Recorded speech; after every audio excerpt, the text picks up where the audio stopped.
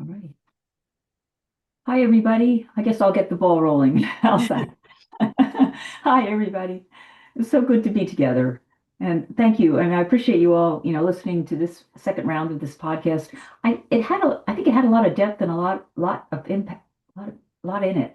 And so what I thought I'd do is I'll just maybe do a kind of a review and then turn it over to Amy, who so beautifully sums things up in her glorious way.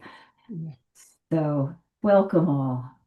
Um, I she's it started actually with Cindy, am I missing saying anything that I should say? We're good. Okay. I didn't know if there was any introductory words. Okay. Okay. As people are coming in. Okay, so this was the second part on reincarnation. And it started off with Tammy asking him about how she didn't really want to reincarnate and how she could, prevent that, whatever. And I was really grateful that he immediately went to the fact that there is no you who makes any decisions. So I'm glad he pointed that right out, that it's reality that's doing everything. So right from the start, we don't there's no control over what happens. It's all the totality in movement, and to recognize that is so liberating. And he talked about how, when the ego isn't in the forefront in play, how, people act, how beautifully they can act, so selflessly in car accidents or whatever. People will do things that, take risk their lives for others when that sense of separation is gone and when the mind hasn't kicked in and taken over our response. And let me see, let me keep going. When you realize that there is no other. And I like he said, there's no enlightened beings, there's only enlightened activity.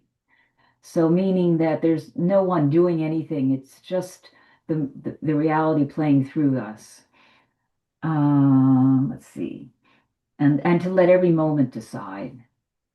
That's really without the mind taking over. If you can relax enough and open enough, we always so emphasize opening, that allows everything to just play out on its own. Um, he went into some depth too, and he tapped into something called the indestructible continuum, which is I think is pointing to that awareness that is always there, always present. And then he went into about dark retreats. And this is curious. I always, I love the light, and the idea of a dark retreat for me was really, oh no, um, didn't appeal to me. But as more like he described it, I began to see, darkness can be a friend, hello, darkness, my old friend. And as Zendago points out, everything is working for us. So darkness, everything is working for us, and we can see how darkness can be a huge way of getting away, from all our sensory, all our distractions, all that's and into total sensory deprivation. It can, it allows then I can see how it can allow one to begin to delve deeper and deeper inside and begin to recognize without all these distractions what's always there. Um, so I can see then how powerful that can be. It also brought to mind Donald Hoffman's, because he was saying um, you begin to recognize that what reality, the senses aren't portraying reality. And so the darkness is a way to get out of this 3D world and begin to access beyond time and space, which was what Donald Hoffman was also pointing to, that we can't find reality through the senses. We need to find another way. And maybe, he found it through a dark retreat.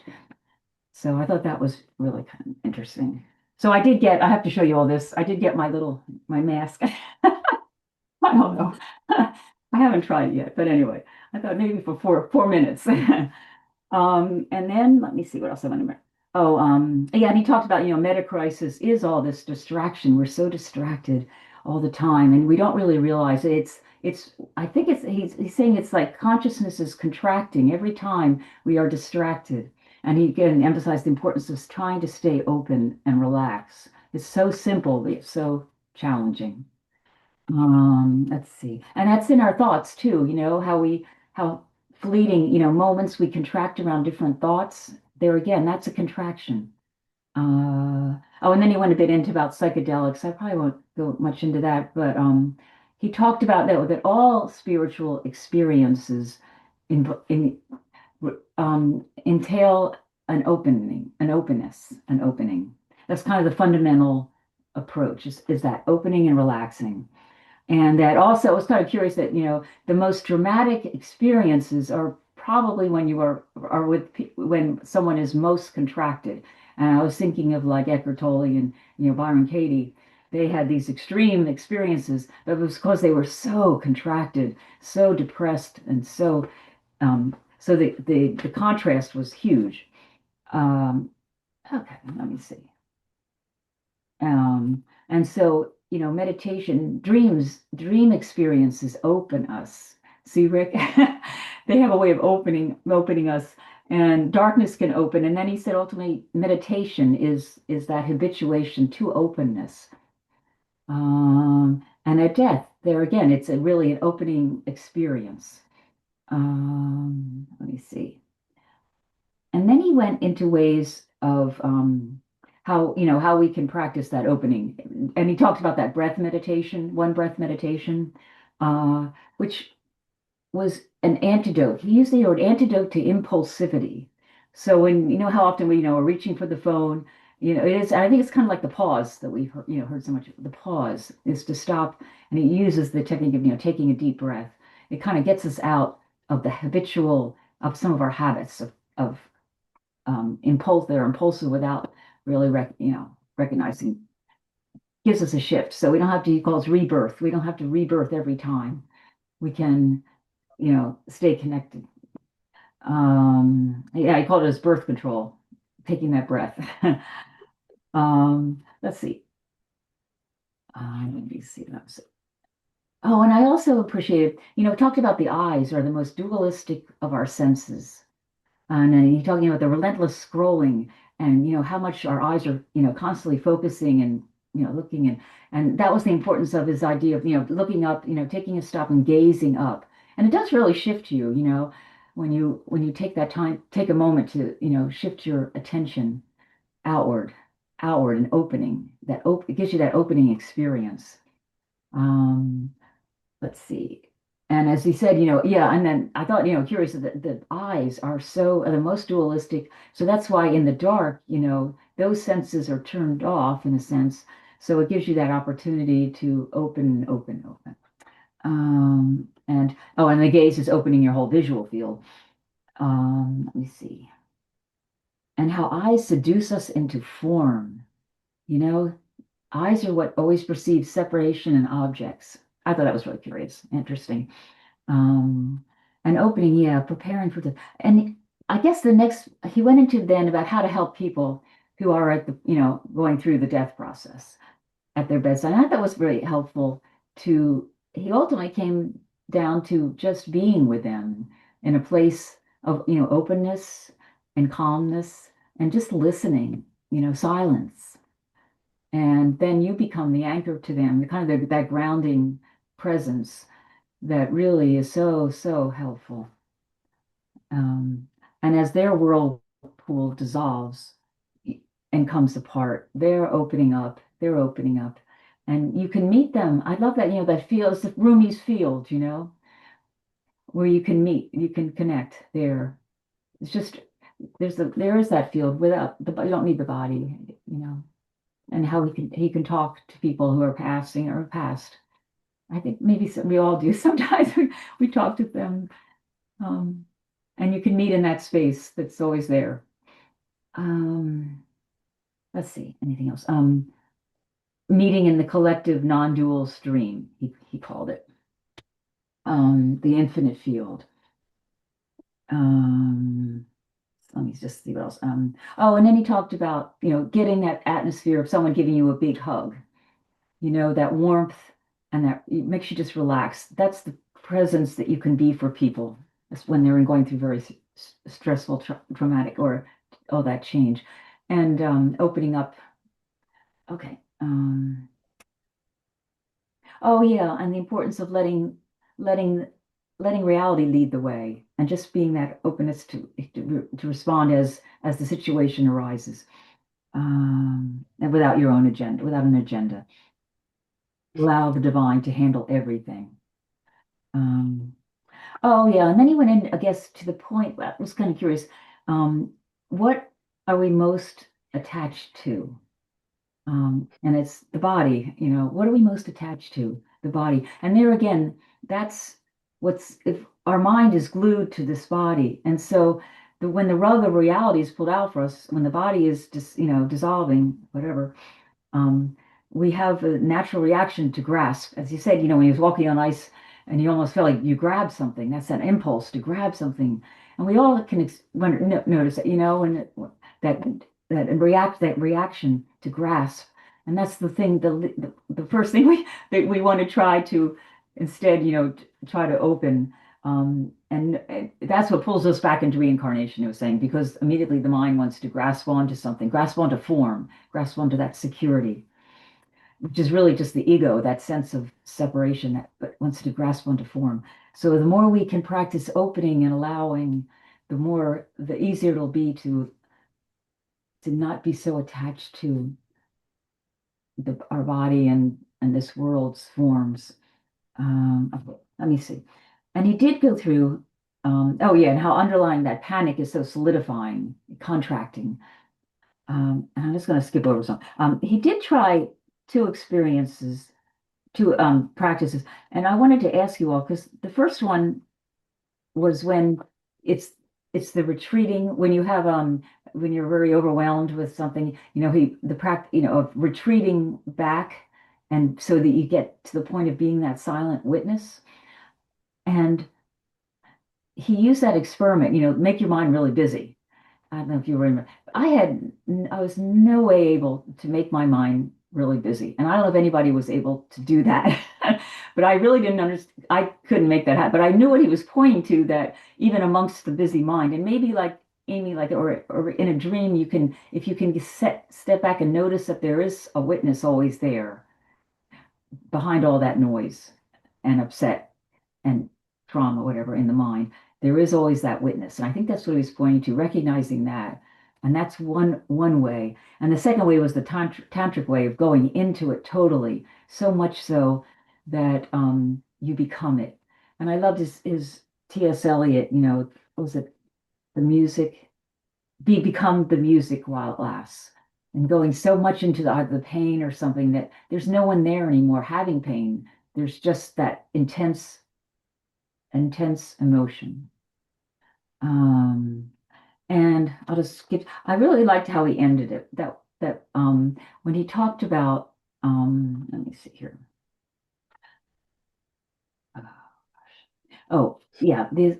Well, he really began to think that this is not a material matter. Is not what's real, and he really ended up with the spirit, love, is what is our essence. And the two essential questions is when you ask, who am I or what am I?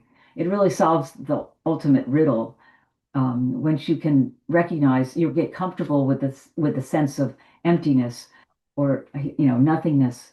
And that's what we are all reacting against, or contracting against, that recognition that we are that love, that aware presence, which is not a thing. And as we shift our thinking, that was a big point from thing thinking. If we shift back, we can be that open, aware presence. We can experience that more and more. And then he said, the second question is, what is reality?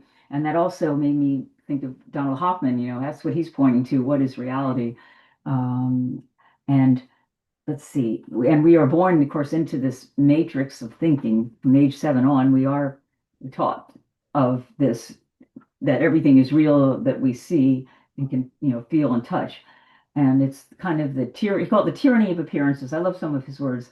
And that we basically have to change our thinking. It's not, this world is what's paranormal, not necessarily um, spiritual. Um, and he talked too about the absolute is recognizing that emptiness is really what we are, that is love. So that's kind of at the absolute level, but at the relative level, it's, he's mentioned through service, through getting out of yourself through kindness. And it's all I love, he said, it's all the little things, just this gentle kindness, that's all those make such a huge difference. And I think that was about all I can. I have a lot more, but I'd love to hear others, what they got out of it, and turn it over to Amy for her take. So thank you.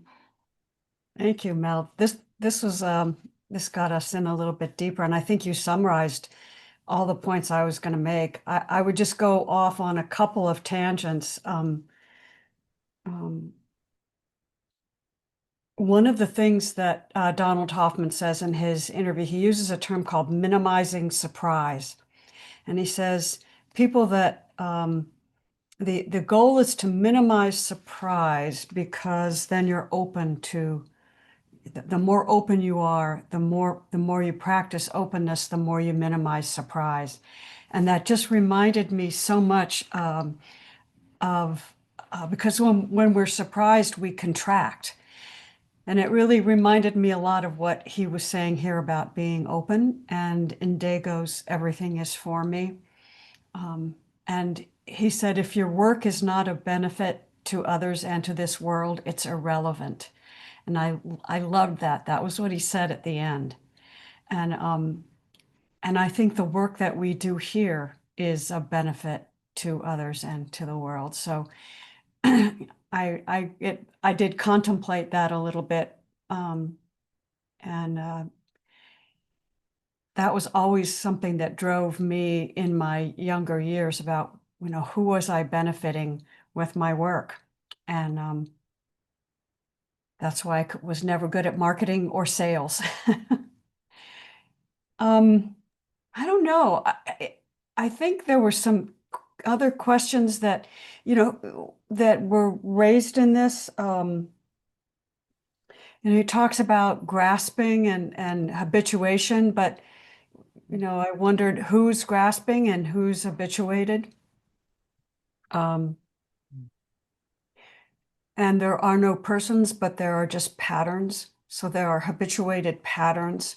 And that's really what the whirlpool is. It's just habituated patterns. And our consciousness is um, just within those patterns. That's all it is. But it's still just one consciousness experiencing certain patterns. Um, and then the other thing that was interesting, he said he had done a lot of work. He mentioned Bruce Grayson and Ian Stevenson, both of whom I'm very familiar with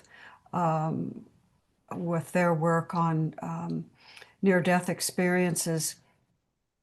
He never compared the Tibetan view of death and dying with the actual experiences of near-death experiencers who don't go into some habituated pattern, who don't go right back into another body, but who actually all seem to experience being consciousness and realizing that they're not a body. Mm. And going way beyond what the Tibetan teachings, at least my limited knowing of them, what he talked about here. And I would have loved to have heard him speak a little bit more about how he thought real near-death experiences that have been documented by the thousands, tens of thousands, in this day and age interface with the Tibetan teachings. I think that would be very interesting. So that's it from me. I'd love to hear what other folks think. Yeah, thanks, Amy. Oh, all right, Cindy, thank you. Thank you. I took some notes. I Oh, wasn't good. Good. intending. And I'm also I'm 2 hours into this Don Hoffman conversation, and there's some significant differences Mm. in my response to the two that may or may not come out. And the first thing I really want to say about Andrew, now I'm not Tibetan and I'm not a Buddhist, and that being said, I could feel his kindness, and I wanted to say that out loud. I really could feel like he and Don both have a lot of passion for their path. Um, with Andrew, I could feel his kindness and I could feel his desire to serve, Mhm. and his pointing to how to do that is very well. I could see the alignment to what he was sharing to the guides, to Joel Goldsmith, to my own contemplative nature, even to Michael Singer. I mean, he literally just stated that your religion doesn't matter, your belief structure doesn't matter. If you're in my space, the best way I can serve is to be open and empty. And his entire focus was how to open and empty and then be there. And the greatest service you can give is to be in this world open and empty. Um, and to me, that's the guides teaching. You know, the guides say, you know, you just rise in consciousness and then be that in the world. And there was something kind and open and accommodating, you know, as passionate as he was with his path, he recognized that when he's in the world and connecting with others, that by being open and empty, he said, don't, you know, when a person's on their deathbed, don't tell a Christian that they've got it wrong, you know, and you can, you know, everybody's on their own path. I heard that clearly from him. So by being open and empty and knowing that at the ground of our being, it's all the same love, you could be of great service. And I really felt that from him. Um, how often he said, just stay open, like that to me is, that's what I learned from Michael Singer.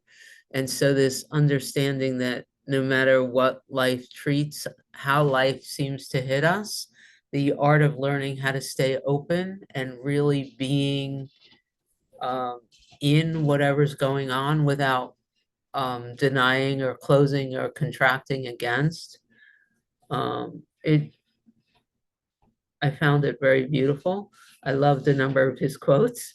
Enlightenment was my biggest disappointment. And I really, we've heard that from Ram Dass and from others, the understanding, and even Helen Hamilton in her talk about Kundalini said these concerns about Kundalini surge and the crazy energy stirrings and all of that stuff.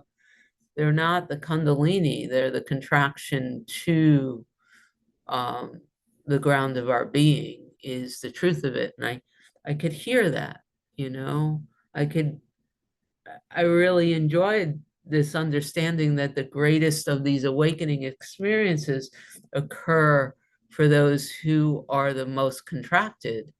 And sooner or later, this beautiful, peaceful, easy feeling becomes more and more and more the default. And from that place, truth isn't such a big deal. It just is. So support another by being silent and still yourself. Um, and I also, you know, I've been spending a fair amount of time with this David Geom and the Kabbalah teachings. And David has spoken a bit about this year after death, you know, the moments of death and after death, and in a way that supports me in my path, the understanding that we continue to be with those that we've known while they're in their body after they've passed their body, and the ability to serve whatever they are, their bad habits, their karma, their sanskars, whatever it is, the understanding that our ability to serve the whole and to be of service to these individuated bits doesn't change and be actually can become even more poignant and more effective after the body drops in whatever way. The teaching, all the words were different, right? All the words were different, but at the core felt the same as what I heard from David in the Kabbalah tradition, and that was very meaningful to me. emptiness cannot harm emptiness. It felt like for me, it's always how it runs to me. So I loved that at its core, it's different languaging, but at its core, he's supporting my practice of, and so much of what we talk about, letting go, letting go, letting go, how open, how quiet, how still, how in the now, William, can I be, how quiet can I be? It seemed he was pointing to what in my very being I know is most useful for me, where are the areas where I still believe I'm not you, and how can I bring that up into consciousness and let it dissolve? It felt like that was his teachings. That's Joel Goldsmith, who I spend a fair amount of time with. That's his teaching too, prayer, the best, how to serve and how to allow healing to flow through you is to get really quiet, and to stop telling the stories. The essence of spirituality is remembrance. I think he had to say that 4 different ways before I wrote it down. And then just this idea that of attachment and being most attached to this physical form and all the different ways that shows up. I'm sitting with that still. This teaching that he wrote, the body protects us from the truth. I don't even know what to say about that, but I know I wrote it down. I know he said it. I know that it's fascinating. The body in general is a defense against, oh, well, the Course in Miracles quote, the body is a defense against the truth, right? And he said the body protects us from the truth. And all I really want to say about that is it's now alive here, especially as I continue to deal with these like physical symptoms. And it's interesting because yesterday I got a name for the physical symptoms, COVID. And as soon as I heard somebody in our group tested positive for COVID, I watched how my understanding and my conditioning wanted to change my current experience based on this new piece of data, and what is true about that, and I don't have anything to say about it except that it's here and it's alive. I also like these words, and I wrote them down. He said, running away from the truth that we don't exist. Like so much of this fear of death is the running away from the truth that we don't exist. And then the next three words that I wrote down here, deny, suppress, project, which also feels very, very much like Course in Miracles teachings, and I didn't write anything about that. Deny, suppress, project. He also talked about the importance of feel, don't feed, which I really loved because so much of my teachings anyway is about allowing what is here to be fully expressed without believing the story about it. And so when he said feel, don't feed, I understood that. Meditation is a habituation to openness. Keep it simple. Enlightenment is the ultimate getting over yourself. Yeah, I really enjoy. I still have this weird memory of Melanie writing me with a link to this saying it might be too dark or something, and it might not be for us. I don't really understand the hesitation to, where that came from. I just want to say thank you Oh, for bringing it. I really enjoyed him. So thank you. thank you, Cindy. I'd love to hear your insights. Thank you.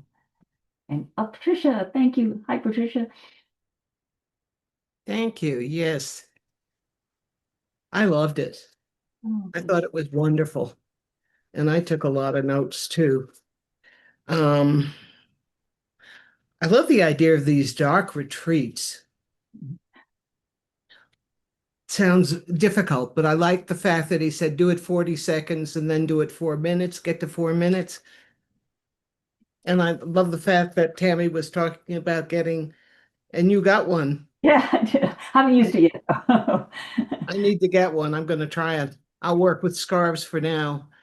And it's all preparation for death. And you know that there is no death. There's death of the body.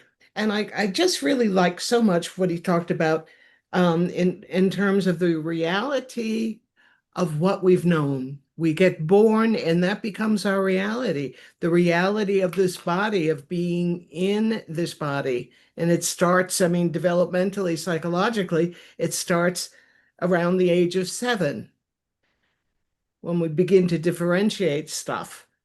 But this is what we know. So we don't know the other reality. And that's why it's a new habituation. It's a new practice of getting to know that there is just the now. There's just awareness. That's a reality. That's a new one. And I liked also very much how he said, well, there are a couple of ways of um, doing it when you're really in a lot of pain. Making your thinking mind into a cyclone. I thought that was interesting. And watching all of this stuff go on in our heads, or in my head, for goodness sakes, and just allow it. And then take a deep breath and sigh. Let it all go. And then moving into the other way, which was tantric, which was embracing, and this is something that we talk about, is embracing all of those feelings. Embrace it all and really embrace it, but don't feed it. Allow yourself to have the feeling and not feed it. And I find that that's difficult. I can allow myself to have the feelings, but my mind then, it's like a train of thought, associates with the next thought and the next thought. And that train of thought, that needs to be let go of the train of thought, just be in whatever's coming up. Or as Rupert said, we were talking about this yesterday, kiss the frog.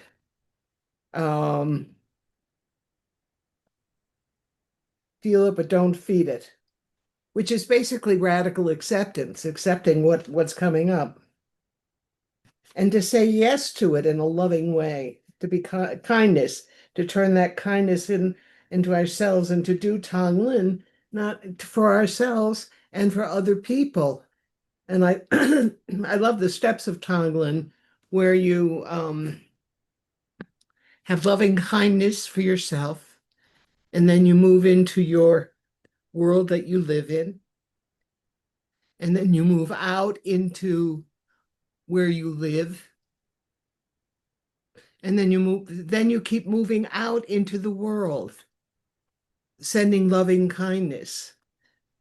And I think that's so beautiful. I like that. I have to start doing that more. And how he defined that basically what we are is heart, mind, and spirit. And I thought that was pretty important because it's true. So it's changing the reality of what we know into the reality of what we're learning. And that is now allowing acceptance, awareness. Let's see, is there anything else?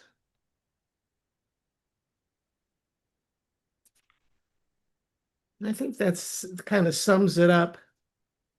And I just love the quote, enlightenment is getting over yourself. Thought that was great. So thank you very much. I loved it, Melanie. Thank you. Loved it. Oh, thank you. Thank you so much for sharing all you did. Really appreciate it. And Mendigo, hi. Hi, everyone. So great to be here. I just love being here with everyone. It's just such a blessing to feel this love that we all are and to know it and to hear everyone. And it's just so amazing for me just to see and hear that and remember that everything is here for me and that Donald Trump is here for me. And I can love Donald Trump because he is here for me. I don't need to resist it. I can embrace it and love it. And I don't need to understand it. So that's just so great because Indigo doesn't like Donald Trump. I can tell you, She does not like him. But I can love him and know that he is a gift to me, and that whatever is happening is a gift to me, and it's for me, specifically for me. God put Donald Trump here for me, and I can love it, and I'm going to love it. I'm going to love all of it because it's all here for me. And I just love so much hearing from everyone. It's just such a blessing. We are all just helping each other. It's just, it is, it is just a gift that keeps giving. We are all helping each other, and we all need each other. And it's just God helping us. It's just, it's breathtaking to me anyway. So I love being here. Thank you so much. Oh, bravo. Thank you, Indigo. Wow. Since since we have a little bit, no one's raise your hand, please, if anybody. I found something. This is from his Dreams of Light, and something that he makes a point of, about, of course, emptiness, and recognizing that these objects that we see all around us really are not what is real, and that's really challenging to understand that, or to even live that. But I thought this was really interesting and from this book, and I thought I'd just share a couple paragraphs, if that's okay. And it's kind of taps into that. And he goes, imagine that you're driving home after a spring storm. You come around a corner and witness the most amazing rainbow. It's so dazzling that you pull over to savor the view. You marvel at the radiant display of light and space. It wouldn't even cross your mind to say, I want that. I'm going to buy that rainbow. I'm going to grab it and take it home, because you know there's no thing out there that you could possibly possess. In fact, your realization that the rainbow will soon disappear enhances your appreciation of its beauty. This is how the awakened ones view the world. For them, everything is a rainbow body, which is a more poetic rendering of illusory form. Imagine how your relationship to reality would change if you realized everything was just the transient play of light and space, luminosity and emptiness. Your thoughts are essentially a mental rainbow. The story of your life is like one of these ethereal halos you sometimes see as a circle around the sun. Impermanence is a fundamental expression of emptiness, but impermanence doesn't detract from your experience of such rainbow forms. It strengthens it. It's the reason we love flowers and morning mist.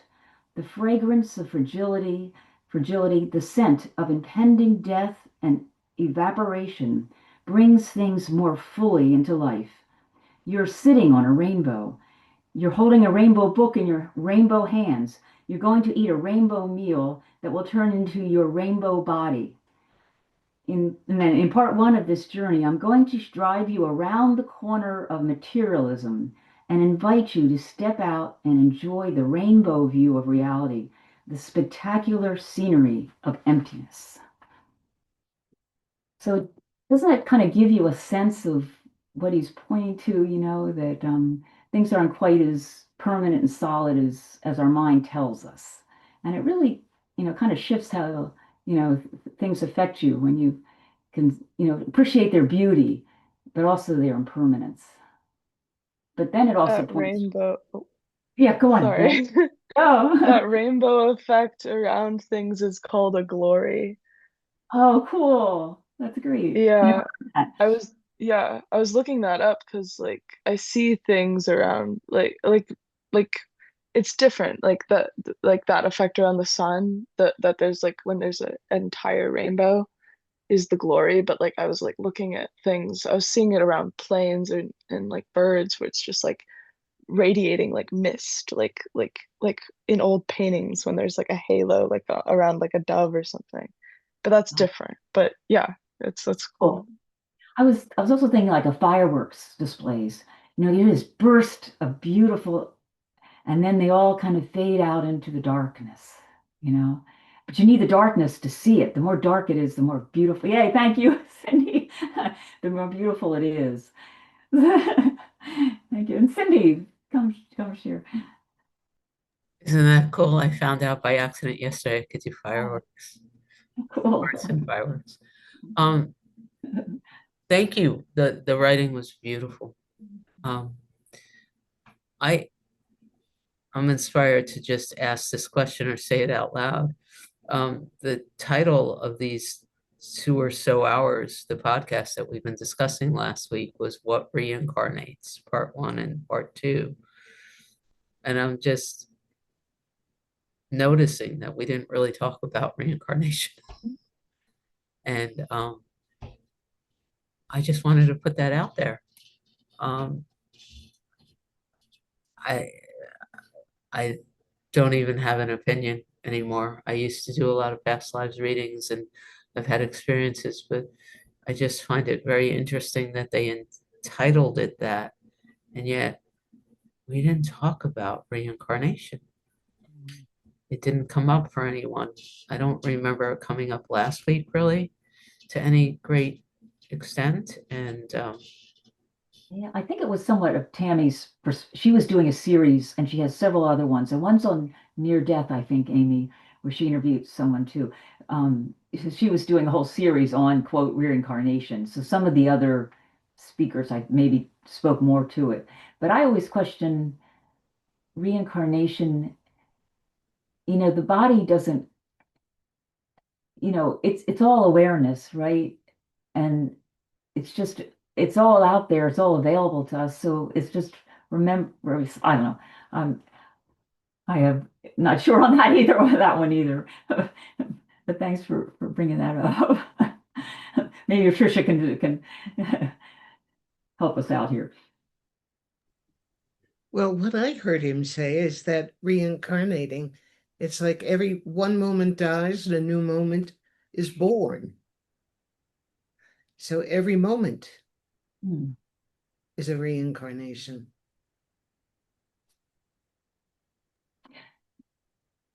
And technically, isn't it all existing at the same time too? Like at Yeah, all kind of.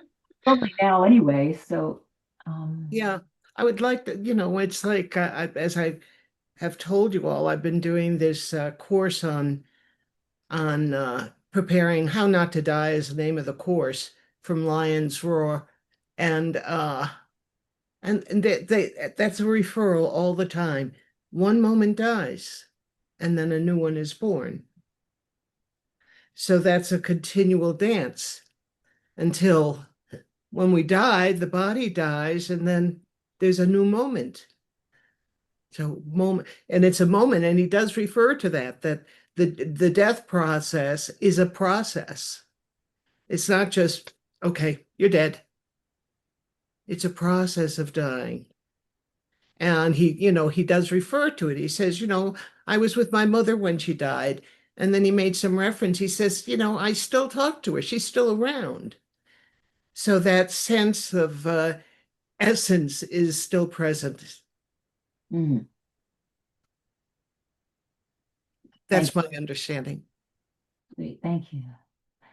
And Amy, Patricia, I love what you just said. And, I had forgotten that he said that. And the way that he described that was so lovely.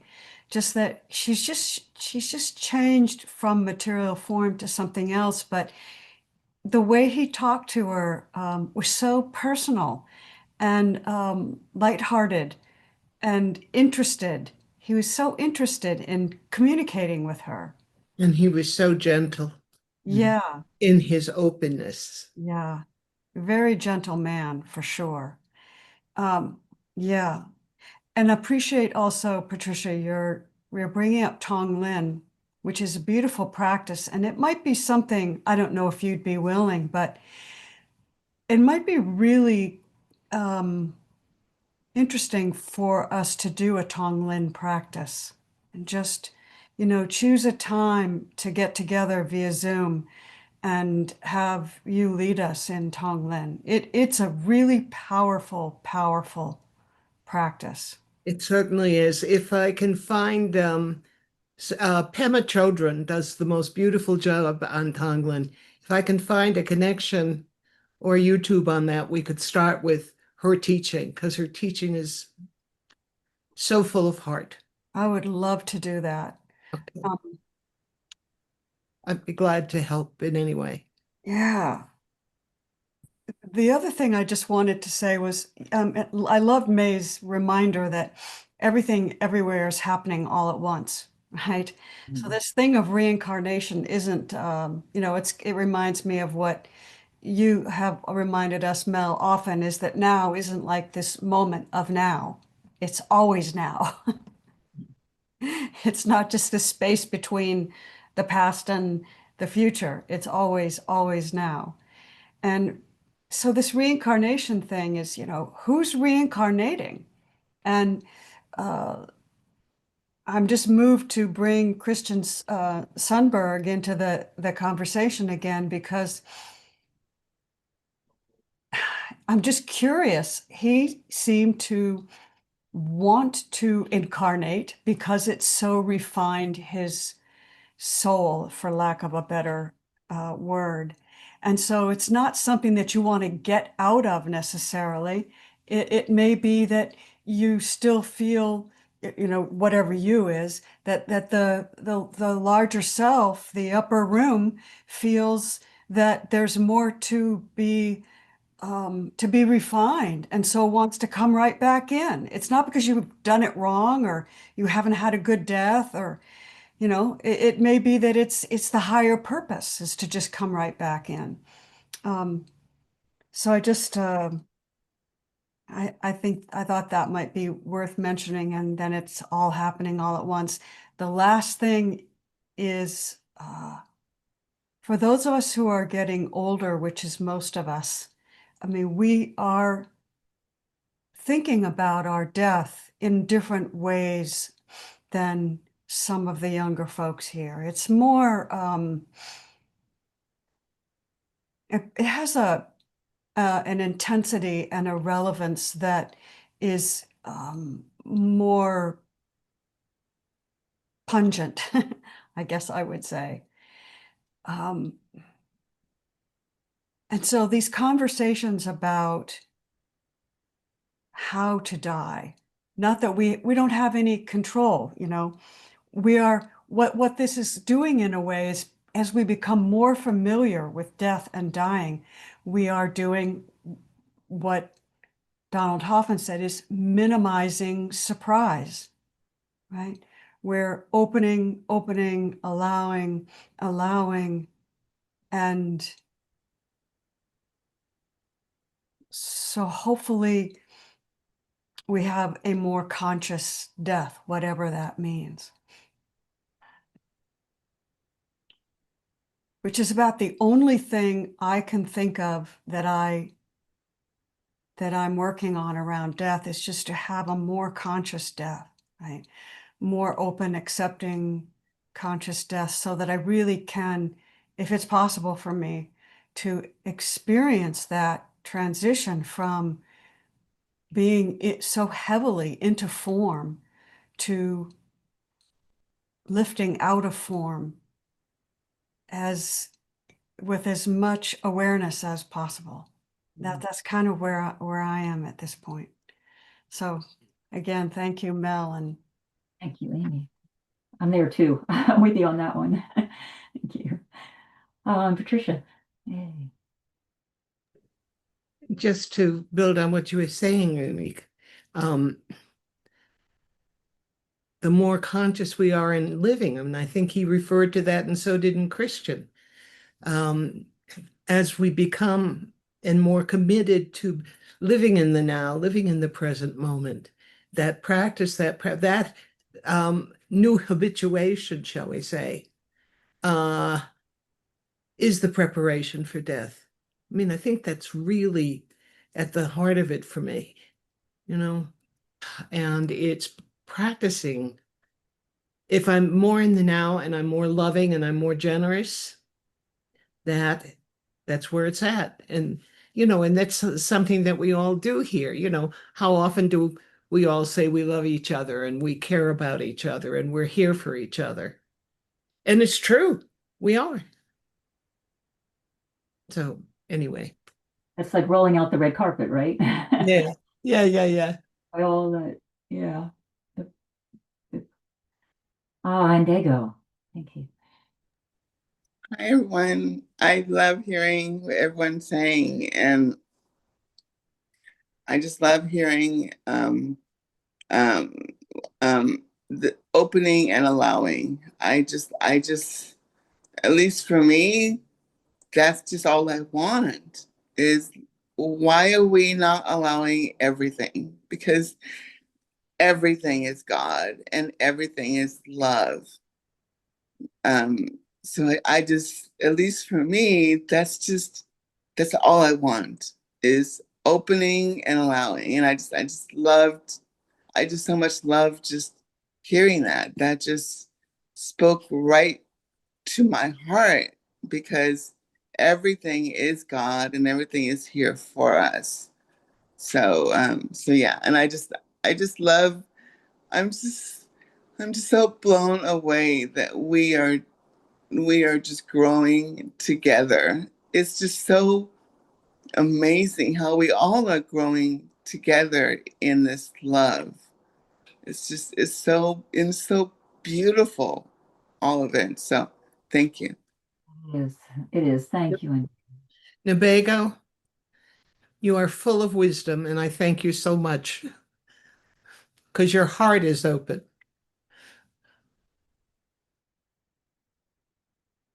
mm.